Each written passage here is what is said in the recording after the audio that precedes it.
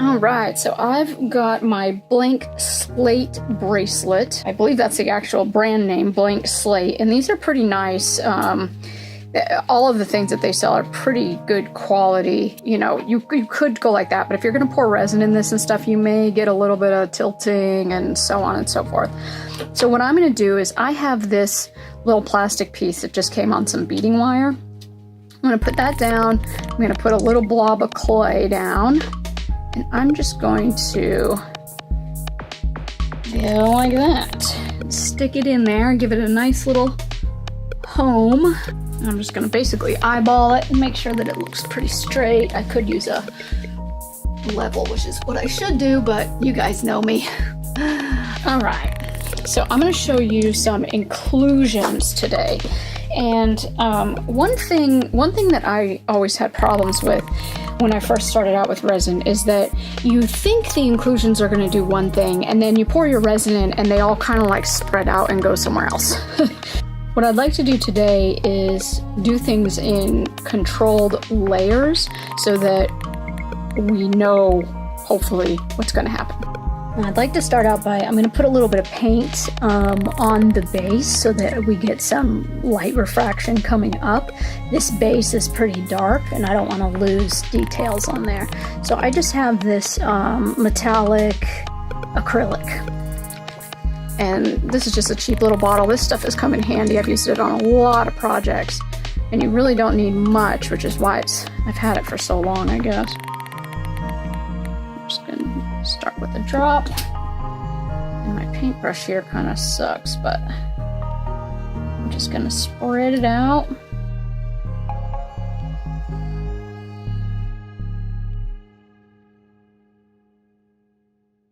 All right, and now what we're going to do is use this paint as basically a glue to hold down some inclusions.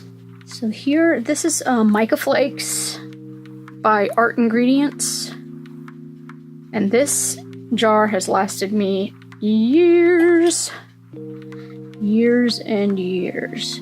So you can see they come out in flakes. Oop, drop the first one.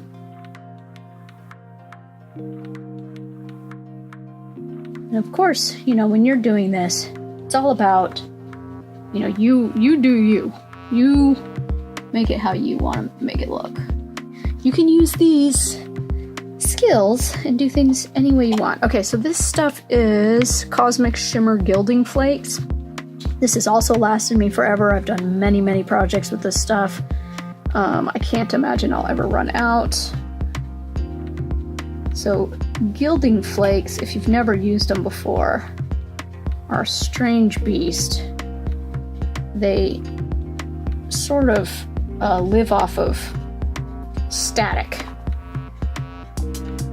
So you sort of just get one at a time, and they'll pretty much stick to anything. And it's not that they're sticky, it's just that they're so thin that the surface area, well, I'm not really sure of the science behind it, but the surface area basically just sticks.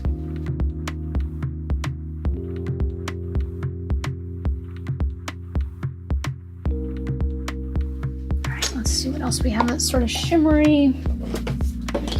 We can add to this. This was an ice resin opals inclusion. I actually haven't used this. It's beautiful though.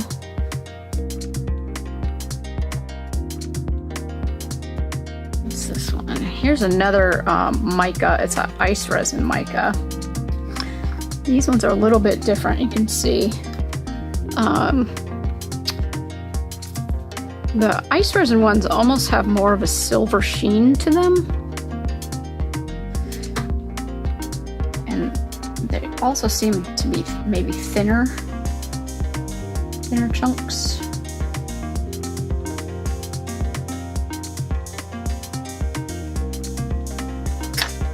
All right, let's let that base dry a little bit and then we'll go mix up some resin.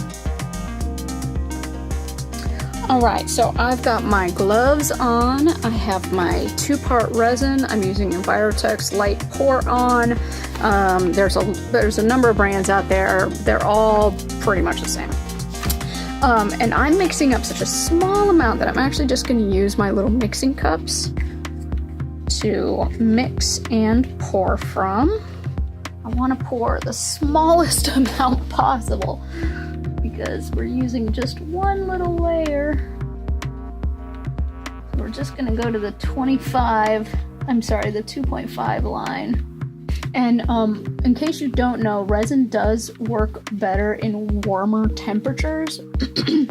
So if your studio is very cold, you may want to stick your bottles in a little bit of warm water for a little bit, maybe 15 minutes. And I'm going to use this busted hard paintbrush. Okay. And what we're going to do is we're going to take one set, we're going to pour it into the other. And this particular resin has a 2-part stirring method. So you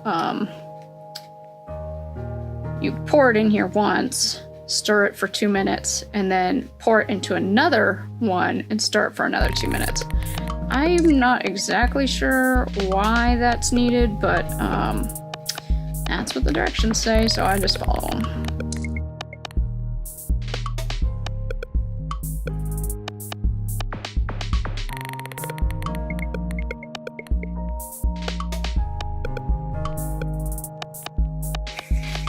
Alright, I think this is good.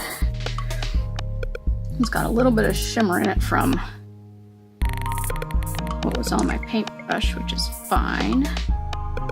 And we just want to do a teeny tiny little layer.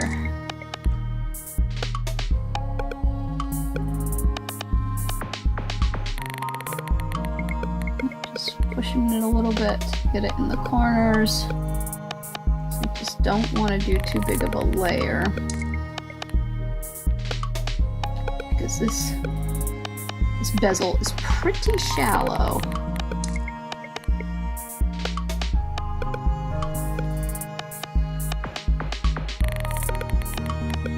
Most of the inclusions so far are sticking down pretty well, which is good. I've got a few floaters, but nothing crazy.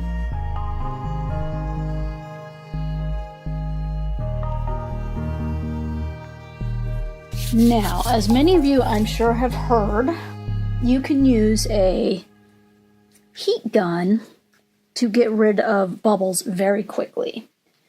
So I'm going to show you that.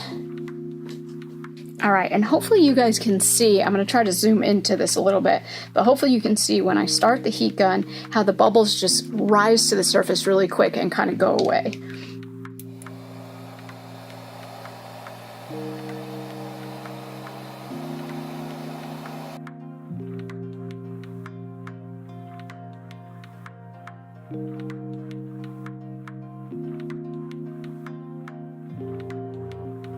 Alright, so you can see how that cleared up, and now we're just going to let it sit for a little bit, and once it gets basically tacky, which sometimes it does give you those timelines on the box, once it gets tacky we can add another layer.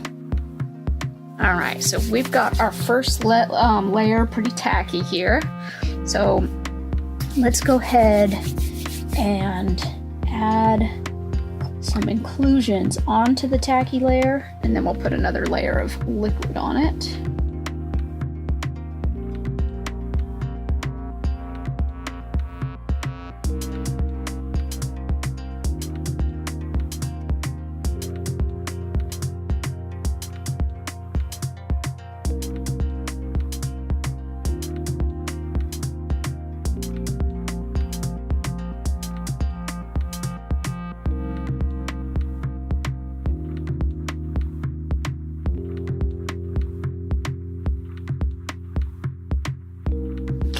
Now let's let that sit again for a second so that the inclusions sort of get sticky onto the resin, and then we'll pour a little bit on top.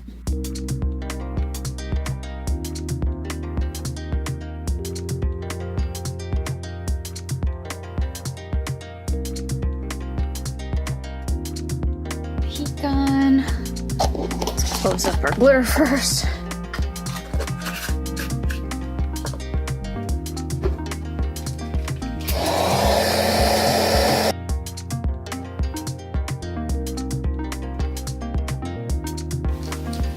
One more layer on this guy.